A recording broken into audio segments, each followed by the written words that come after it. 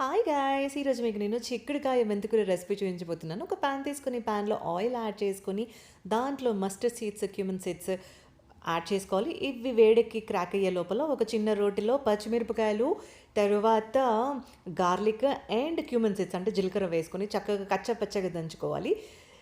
దంచుకున్న తర్వాత పాన్‌లో వేసుకొని అన్నీ క్రాక్ అయిన తర్వాత దాంట్లో కాస్తంత పసుపు, మీ టేస్ట్‌కి సరిపడినంత కారం వేసుకొని దాంట్లోనే మనం సన్నగా కట్ చేసి పెట్టుకున్న చిక్కుడుకాయ ముక్కలు కూడా వేసుకొని చక్కగా వేగనివ్వాలి.